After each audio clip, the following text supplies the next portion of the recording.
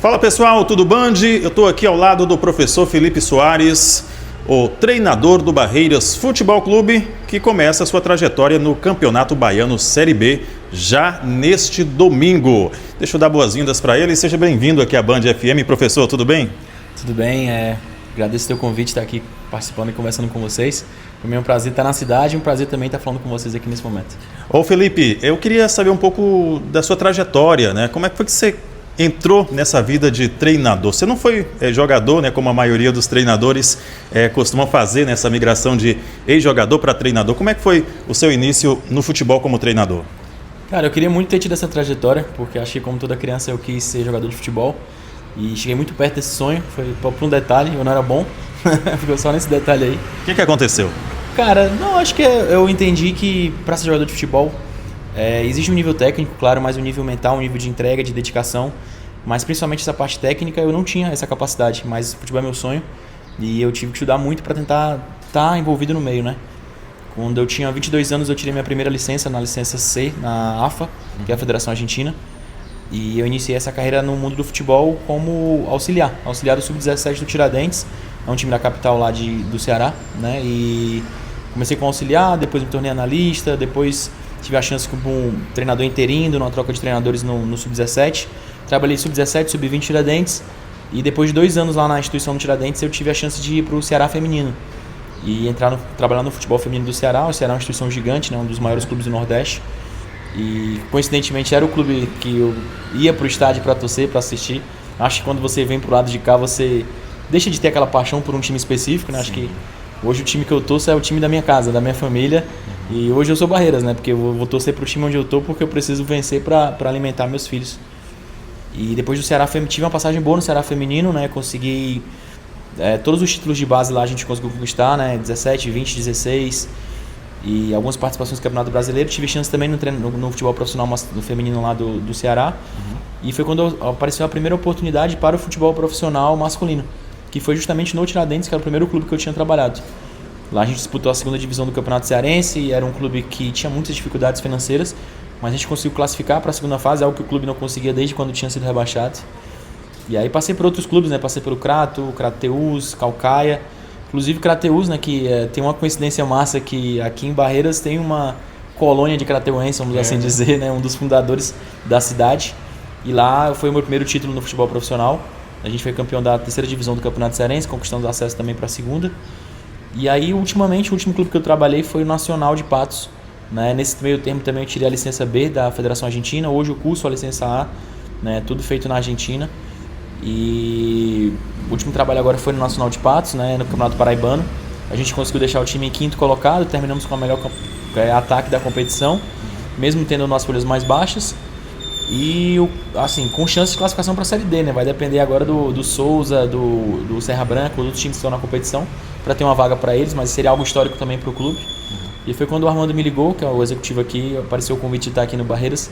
Tinha outras opções para ir, mas analisando bem as propostas, acho que o Barreiras foi a melhor escolha. E é isso aí, estamos aí agora e, se Deus quiser, podendo em agosto estar comemorando esse acesso. Bacana, Felipe. Você já navegou no futebol feminino, né? Foi multicampeão por lá e depois vai para o futebol masculino. São mundos distintos, são mundos muito diferentes, né? Há semelhanças e onde você consegue ver alguma semelhança? E por que o futebol feminino não tem tanto reconhecimento assim como o masculino? Cara, acho que a grande diferença do futebol feminino para o masculino é tempo e oportunidade, né? As meninas têm bem menos tempo de futebol profissional do que os meninos, né? Então, assim, se você olhar na década de 80, futebol feminino era proibido, né? Por lei no Brasil. Então, assim, a gente está falando de futebol masculino que se profissionalizou em 1900, e futebol feminino que foi se profissionalizar em 1990. Então, assim, você está falando de quase 100 anos de diferença de maturação, de aprendizado, de estudo, de incentivo. Isso leva tempo, cara. Se você pegar o futebol masculino dos anos 1900, ali no começo do século, cara, era tecnicamente ruim de assistir, era assim mesmo, mas pra época era o melhor que se tinha. E eu acho que hoje, se você quiser fazer essa comparação entre o futebol feminino de hoje com o masculino de hoje, é injusto, né? Mas as meninas estão caminhando e eu acho que a grande diferença tá nisso, tempo e oportunidade, que elas tiveram menos. E o desenvolvimento ele vem disso, do tempo e da oportunidade. Também mais projetos que queiram futebol feminino, né? Hoje a gente tem a maioria dos clubes sendo meio que obrigados pela CBF a terem projetos funcionando.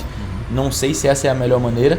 Acho que existem projetos hoje como a Ferroviária. Aqui na Bahia mesmo tem o Doce Mel, que é um clube que não é obrigado a ter futebol feminino, mas que quer ter futebol feminino. São José de São Paulo, que é um projeto muito mais forte no feminino do que no masculino. Então acho que esses projetos deveriam ter mais incentivos do que realmente a obrigatoriedade em outros lugares. Eu penso que isso talvez fosse mais benéfico para o futebol feminino. Mas a diferença é essa, cara, tempo e oportunidade. Você vai ver isso refletido dentro de campo. O jogo é mais lento, o jogo não é tão técnico, mas é porque elas estão há menos tempo jogando futebol do que a gente. Bacana, Felipe. E agora, falando do Barreiras Futebol Clube. Cara, você topou um desafio que é de iniciar um projeto, né, que aos olhos de quem está de fora é um projeto grande, né, já começa bem estruturado, inclusive. Por que topar uma barra como essa e como é que você chega para esse desafio na sua carreira? Como eu te falei, né, eu tive propostas para ir para outros lugares, Série D, e assim, acho que a grande diferença de ter vindo para cá foi as pessoas que estão envolvidas no processo, né, no projeto principalmente.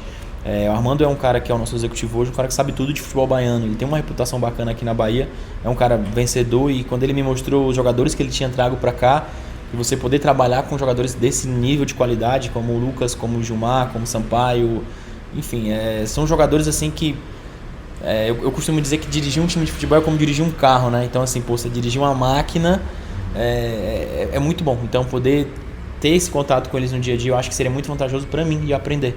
A oportunidade também de abrir mercado na Bahia foi positivo, mas de entender que tanto conversando com a presidência do clube como com o Armando e os jogadores, o objetivo é subir.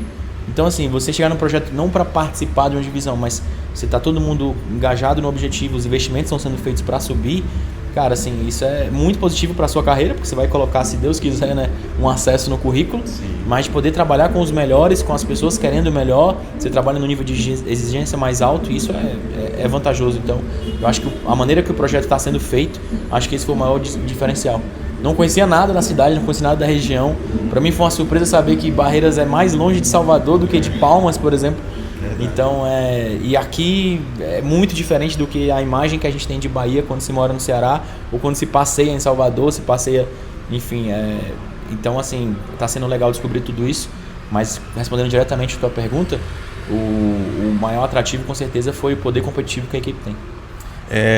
Você já teve uma baixa, né, que foi a lesão do seu goleiro, né, que era um dos homens de confiança que você tinha. Quanto que isso impacta, talvez, não sei, negativamente, né, no seu início aqui? Muda um pouco o plano, a estratégia? A gente fica muito triste pelo Renan, né? Ele joga futebol, é a profissão dele, né? Imagina se tivesse algo que te proibisse de fazer entrevistas, de produzir matérias, que é o seu trabalho, é o que você gosta de fazer, é aquilo que você entende que é seu propósito de vida. Então ele vai ficar aí numa lesão muito grave de tendão, né? Pelo menos muito perto disso, se não for isso, 1 ano sem jogar futebol, sem poder. E aí tem a família que ele tem que alimentar, tem o trabalho dele, enfim, a gente fica muito triste por ele. Pelo grupo, claro que a gente vai sentir a diferença de não ter um jogador do nível do Renan, mas assim, a diretoria já correu, já contratou outro goleiro, a gente tem o Andrew, que é muito capacitado, que inclusive é da região. Então a gente vai suprir a necessidade sempre, acho que ninguém é insubstituível, nem eu, nem o jogador, nem ninguém. Mas aqui acho que a maior tristeza não é por não ter o Renan, a tristeza é por o Renan não estar saudável para fazer aquilo que ele gosta. Entendi. Agora falando um pouco sobre o seu estilo de jogo, Felipe, você se mostra ter um futebol bem ofensivo. Só me corrija se não for essa a tua linha de raciocínio. Como é que você pretende usar o Barreiras Futebol Clube dentro do Baianão Série B? A gente pode esperar o que do Barreiras? É um futebol para cima, um futebol mais reativo? Como é que vai funcionar esse Barreiras? Eu acredito que o futebol, cara, vence o jogo quem faz mais gols, né? Não é legal ganhar de 10-9, mas eu acho que ganha quem faz mais gols, e eu gosto de pensar nisso. A gente precisa de 18 pontos para estar na próxima fase, que é o nosso primeiro objetivo. Para conseguir 18 pontos, você tem que ganhar 6 partidas. E para ganhar 6 partidas, você tem que fazer mais gols que o adversário em 6 partidas. É uma matemática lógica e direta, e essa é a nossa maneira de pensar. Então a gente vai para campo querendo fazer mais gols do que o adversário. E construir dá muito mais trabalho do que destruir. Então a gente focou nessa pré-temporada na aquisição dos princípios ofensivos, né? Se eu trouxer aqui um ar-condicionado, entregar um martelo na tua mão e falar destrói, tu vai conseguir destruir.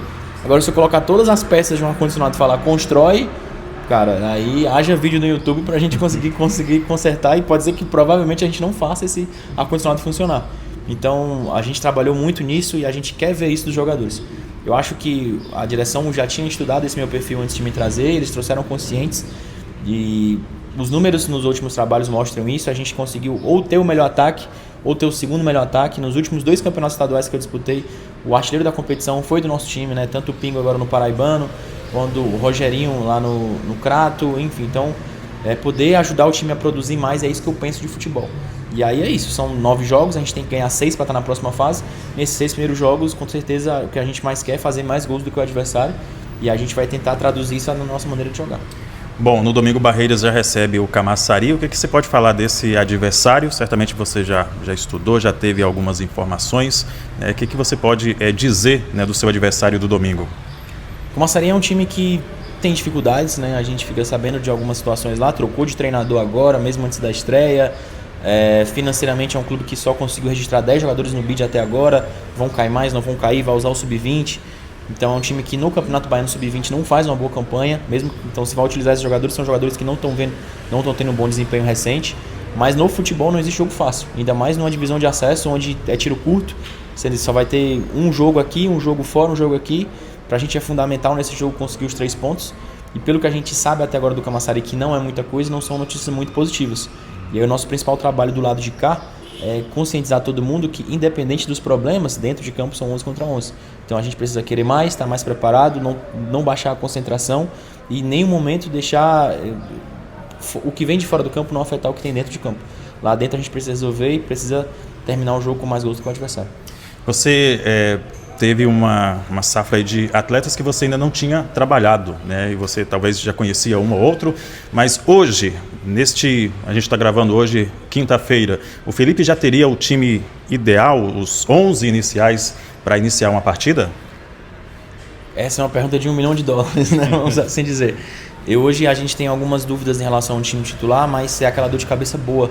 Você tem um material humano muito bom nas mãos, então ter que escolher só 11 para iniciar o jogo é difícil, né?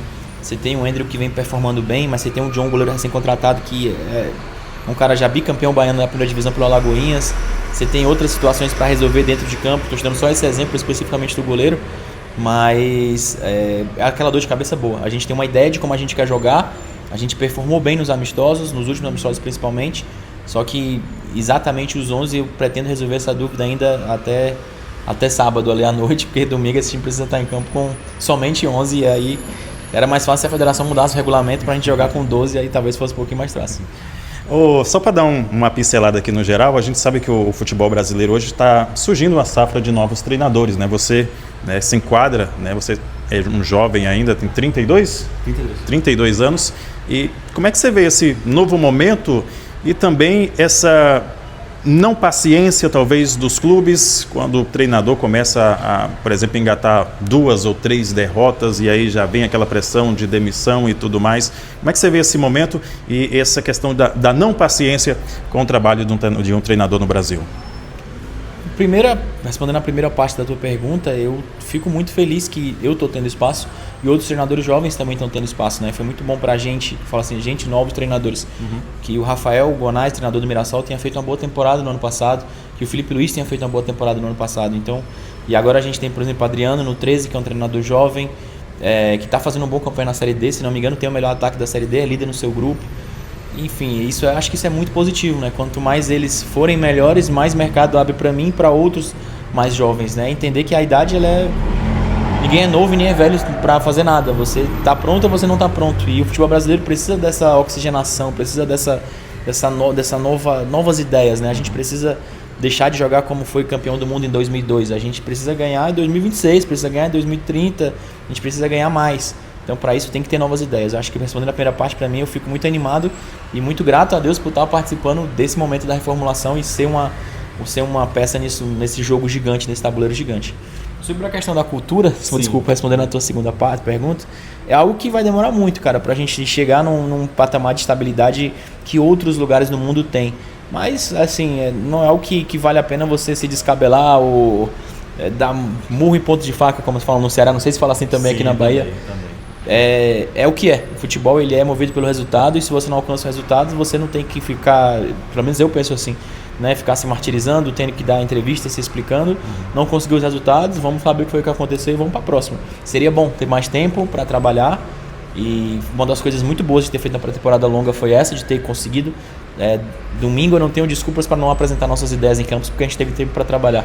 Mas respondendo diretamente a pergunta, eu acho que é uma parada cultural e que infelizmente vai demorar muito tempo para mudar, e a gente não deveria gastar tempo tentando controlar o que a gente não controla. Você tem um ídolo, treinador, um cara que você se inspira? Ah, cara, essa pergunta pra mim é muito fácil. Tem um cara pra mim que ele é referência, foi por causa dele que eu quis me tornar treinador de futebol, ver o time dele jogar. Quando eu comecei a entender o jogo, não só assistir o jogo, ele foi um dos primeiros que eu parei para estudar. E assim, para mim, o Guardiola talvez seja a maior referência. Não é um cara que eu tento imitar, porque é impossível imitar o que ele fez. Para imitar o que ele fez, você tem que ter Xavi, você tem que ter Iniesta, você tem que ter Busquets, você tem que ter vivido o que ele viveu. Enfim, mas assim, a maneira como ele pensa o jogo, tentando sempre ser superior ao adversário, independente se ele é ou se ele não é, para mim isso aí é uma parada assim absurda. Olhando para fora do Brasil, ele talvez seja a maior referência que eu tenho. E aqui dentro do Brasil, eu sou um dos caras que olhando justamente para essa nova geração, acho que o Rafael Guanais também é uma referência. Desde a época do Sampaio Corrêa, eu acompanhava o trabalho dele, já achava diferente. Um cara que tinha poucos recursos na mão, um time com muitas limitações, mas ele, cara, vamos jogar aqui, vamos para cima, vamos tentar ganhar o jogo, vamos tentar merecer mais os resultados. Rafael Guanais. E outro cara que eu gosto muito também, que já é mais da velha geração, bem mais antiga, é o Marcelo Bielsa. Eu gosto muito da maneira como ele forma as equipes dele. Então eu gosto de dizer que eu tento beber da fonte dos três, mas esses caras são como diria Bruno Henrique, outro patamar, né? Quem sabe um dia eu chego um pouco, pelo menos, perto do que eles já vivem na carreira. Com certeza. Felipe, eu quero desejar para você boa sorte, para você e para todos os colegas. Agradecer o Levi aqui também da comunicação. Eu queria que você deixasse um recado e um convite também para quem vai assistir essa reportagem, para que o pessoal possa ir acompanhar o Barreiras, não só nesse jogo do domingo contra o Camaçari, mas também durante todos os jogos. Primeiramente, agradecer o convite e assim, cara, o Barreiras é para você, é para o torcedor. O Barreiras Futebol Clube, o futebol ele existe por causa do torcedor, por causa da arquibancada, por causa de quem segue no Instagram, por causa de quem compra a camisa, quem compra o ingresso. O futebol existe para isso, né? A gente trabalha com entretenimento, a gente precisa então dar alegria para quem quer. E a cidade passou 20 anos, cara, sem futebol profissional. Não é aquele Barreiras, é um novo Barreiras, mas é o futebol profissional voltando para a cidade, voltando para a região. Então, se o torcedor não se interessar, se o torcedor não quiser, o que a gente faz aqui é sem sentido. Se no final do dia eu vou para casa com meu salário e tal, mas a gente perde o propósito do que a gente está fazendo aqui. Então a gente precisa do torcedor no estádio contra o Camaçari por causa dele, não por causa da gente. Porque independente do que vai acontecer nessa temporada, nas próximas temporadas, se Deus quiser, 2027 que seja um ano de Barreiras na primeira divisão, mas o primeiro jogo vai ser esse. O primeiro jogo da história do Barreiras Futebol Clube é esse. O primeiro jogo após 20 anos de Barreiras sem futebol é esse. Então, quem for vai viver um momento histórico. Quem não for, não vai viver esse momento histórico. Ah, não, eu estava contra o Vitória, eu estava contra o Bahia. Sim. Beleza, mas você não estava no primeiro jogo. Então, não só para esse jogo, para essa temporada, que seja uma temporada de acesso, que seja uma temporada de vitórias. E se Deus quiser seria bom o torcedor acompanhar, porque é para ele, não é para a gente. Bacana, Felipe. Quero agradecer, sucesso, e a gente vai estar torcendo aí também para o Barreiras. Valeu, cara. A gente que agradece a cobertura de vocês. O trabalho de vocês é fundamental para que o nosso aconteça.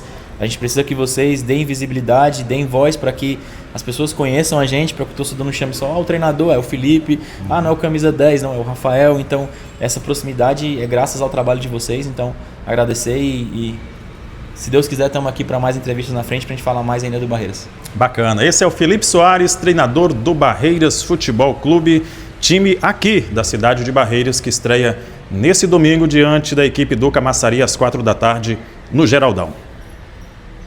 Pronto, Felipe. Bacana.